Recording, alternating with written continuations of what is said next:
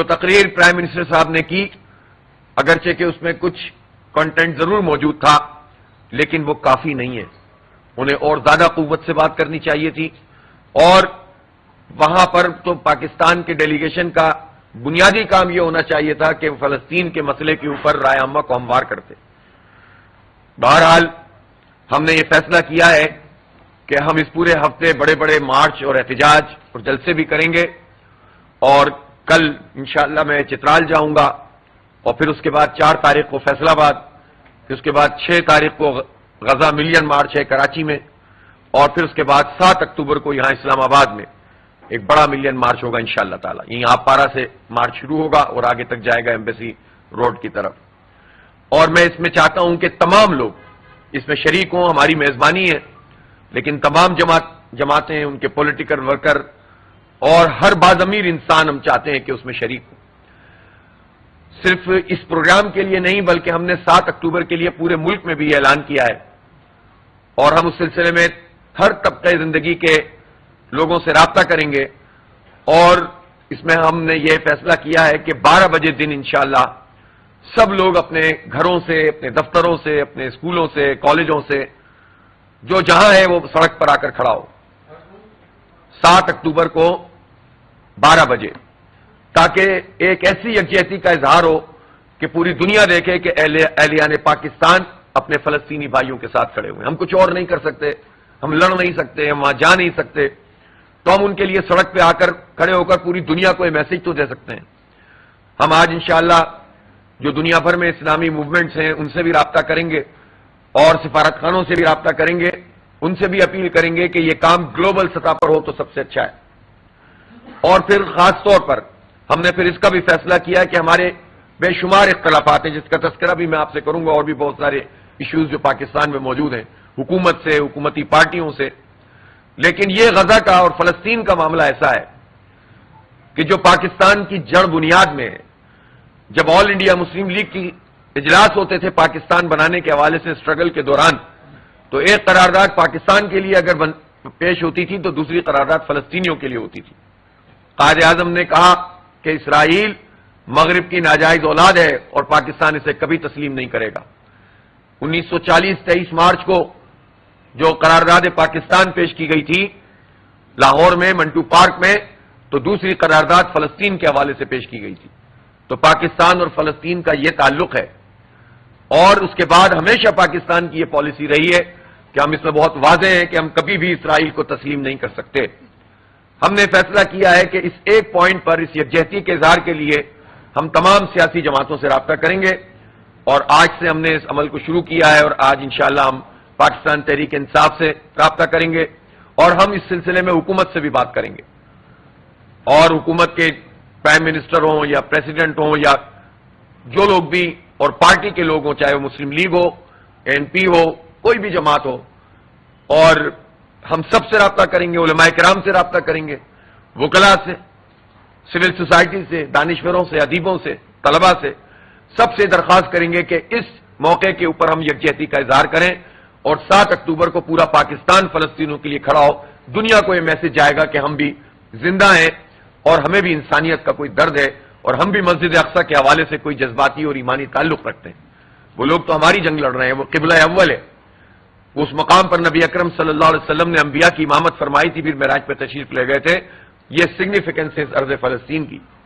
تو ہم ایسے تو نہیں دیکھ سکتے تماشا کہ بس میرا ملک ہے اور تیرا ملک ہے. ہم سب ایک ملت ہیں. تو اس لیے انشاءاللہ یہ ہفتہ یکجہتی غزہ بھی ہے، 7 اکتوبر کا بھی میں نے آپ کو بتا دیا، اور مختلف پارٹیوں سے رابطے اور مختلف شعبہ زندگی کے لوگوں سے روابط، یہ اس پورے ہفتے میں ہم کریں گے. 7 اکتوبر کے بعد ہم اپنی حق و عوام کو جو تحریک لے کر چل رہے ہیں، جو ملک میں آئی پی پیز کیا، جو معاشی دہشت گردی ہے، اور اسی طرح حکومتوں کی اور حکومتوں میں شامل جو جماعتیں رہی ہیں ہمیشہ پچھلے 30-35 سال میں، جن میں سب نے آئی پی پیز کو طاقت فراہم کی ہے، اور جس کے نتیجے میں مہنگائی ہے، جس کے نتیجے میں بجلی کے بل بڑھے ہوئے ہیں، تو اس پر جماعت اسلامی کی تحریک جاری ہے. اور جو معاہدہ حکومت نے ہمارے ساتھ کیا اس کی انہوں نے خلاف ورزی کی ہے، سوائے چند چھوٹی چھوٹی چیزوں کے جو انہوں نے بجلی کی قیمت پنجاب کے لیے 2 مہینے کے لیے کم کی، یا کچھ آئی پی پی سے ان کی بات چیت ہو رہی ہے. اور یا پیٹرول کی قیمت تو عالمی مارکیٹ میں ہی کم ہو رہی ہے. اس کے علاوہ جو اسپرٹ تھی اس پورے معاہدے کی اس پر اس نے عمل نہیں کیا، لہذا ہم اس پہ آزاد ہیں کہ ہم اپنی جو ہے وہ تمام تر سرگرمیاں کریں گے. لیکن 7 اکتوبر کے بعد آپ نے دیکھا 29 ستمبر کو بہت پورے پاکستان میں ہر جگہ پر احتجاج ہوا، دھرنے ہوئے، اور یہ عوام کے اس جنون ایشو کے اوپر جماعت اسلامی پیچھے نہیں ہٹے گی. بدقسمتی سے پاکستان میں پولیٹیکل پارٹیز کا یہ ایجنڈا نہیں ہے کہ عوام کو ریلیف دلانے کے لیے کوئی اقدامات کریں، لیکن جماعت اسلامی اس کام کو جاری رکھے گی اور آگے کا لائحہ عمل میں انشاءاللہ 7 اکتوبر کے بعد جو بھی ہم نے ریفرینڈم اور یا ہڑتال یا اس طرح کی چیزیں طے کی ہوئی ہیں 7 اکتوبر تک ہم چاہتے ہیں کہ ہمارا فوکس غزہ کی صورتحال ہو. اس موقع کے اوپر میں چاہتا ہوں کہ جو ہماری عدلیہ کی اس وقت صورتحال ہے، اور اس وقت پاکستان کی اعلیٰ ترین عدالت سپریم کورٹ آف پاکستان واضح طور پر 2 حصوں میں منقسم نظر آتا ہے. اس سے بڑھ کر کوئی افسوسناک بات ہو نہیں سکتی. یعنی پورا انصاف کا جو نظام ہے اس میں سب سے بڑی عدالت سپریم کورٹ ہے، اور سپریم کورٹ کے جج آپس میں تقسیم ہو جائیں، اس سے بڑی بدقسمتی کیا ہو سکتی ہے. میں سمجھتا ہوں کہ اس صورتحال کو ختم ہونا چاہیے، اور اس میں chief justice of Pakistan justice قاضی فائز عیسیٰ صاحب کو پہل کرنی چاہیے. یہ جو آئینی ترمیم کے حوالے سے بھی ساری چیزیں چل رہی ہیں اور چوری چھپے رات کی تاریکیوں میں یہ کام کرنے کی کوشش کی جاتی ہے، اس بحران سے نکلنے کا بھی ایک طریقہ ہے، اور وہ چابی ہے جسٹس فائز عیسیٰ کے ہاتھ میں. وہ آئیں، قوم کے سامنے اعلان کریں کہ چاہے ترمیم آئے نہ آئے، میں اعلان کرتا ہوں کہ پچھلے ضابطے کے مطابق جو بھی ان کی مدت اگلے 1-2 مہینے میں 3 مہینے میں مکمل ہو رہی ہے، اس تاریخ کو میں اپنی کرسی چھوڑ دوں گا. اور 25 دن رہ گئے 25 دن کے بعد میں چیف جسٹس آف پاکستان نہیں رہوں گا. اور اب حکومت اور پارلیمنٹ کا کام ہے کہ وہ کیا کرتی ہے، لیکن میں چیف جسٹس آف پاکستان نہیں رہوں گا. اگر جسٹس قاضی فائز عیسیٰ بڑے پن کا مظاہرہ کر کے یہ اعلان کر دیں تو یہ بحران ختم ہو جائے گا، اور تاریخ میں ان کا نام اچھے طریقے سے لیا جائے گا. اور اقبال نے ایک شعر کہا تھا، دل کی آزادی شہنشاہی شکم سامان موت، فیصلہ تیرا تیرے ہاتھوں میں ہے دل یا شکم. قاضی فائز عیسیٰ صاحب دل کی بات مانے، حق کی بات مانے، سچ کی بات مانے، یا شکم کی بات مانے، یا آپ کے پاس ہے. آپ کے ایکسٹینشن کے نتیجے میں پاکستان میں آئینی بحران پیدا ہو گیا ہے، پاکستان میں عدالتی بحران پیدا ہو رہا ہے. تو اس میں آپ کو پہل کرنی چاہیے اور اس سے اس بحران کو ختم کرنا چاہیے. لیکن حکومت کیا کر رہی ہے؟ حکومت تو جال سازی کر رہی ہے. پہلی بات تو یہ ہے کہ یہ آئین کی رٹ لگاتے ہیں. یہ کس آئین اور کس ضابطے کے تحت حکومت میں شامل ہوئے ہیں سارے لوگ؟ فارم 47 کے نتیجے میں جو حکومت بنی ہے، جو پارلیمنٹ بنی ہے، اس کی اپنی کیا ساکھ ہے، کیا اس کی جو ہے وہ کریڈیبلٹی ہے کہ جس کی بنیاد پر وہ اتنا بڑا فیصلہ کرنے کے جائیں کہ آئین کے بنیادی ڈاکومنٹ میں تبدیلی کر دیں؟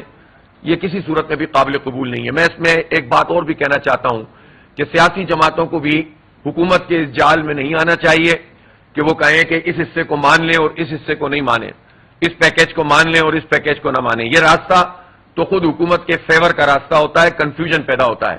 تو جو بھی شقوار مطالعہ کر رہے ہیں اور ایک حصے کو تسلیم کر رہے ہیں اور دوسرے کو نہیں کر رہے ہیں، ان سے میری یہی گزارش ہے کہ یہ کنفیوژن نہ پیدا کریں اور کلیتاً اس پوری ترمیم کو مسترد کیا جائے، اور ایک مرتبہ یہ سپریم کورٹ کا معاملہ سیٹل ہو جائے. پھر وہ ساری چیزیں کہ جن کا تعلق ججوں کی ایکسٹینشن سے نہیں ہے، جن کا تعلق اپنی مرضی کی عدلیہ قائم کرنے سے اور ججوں چیف جسٹس کے تقرر کے پروسیس سے نہیں ہے، اس کے علاوہ جو بھی ترمیم ہے بعد میں دیکھتے رہیں. لیکن اس وقت تو اگر کسی بھی ترمیم پر گفتگو کی جائے گی یا اس کی شق پر گفتگو کی جائے گی تو اس کا فائدہ ان طالع آزما لوگوں کو ہوگا کہ جو اپنی مرضی کا چیف جسٹس چاہتے ہیں، اپنی مرضی کے جج چاہتے ہیں، اپنی مرضی کی عدلیہ چاہتے ہیں اور اپنی مرضی کا انصاف چاہتے ہیں. تو لہذا یہ جو ڈکٹیٹرشپ والا مائنڈ سیٹ ہے یہ ختم ہونا چاہیے. بہت بہت شکریہ.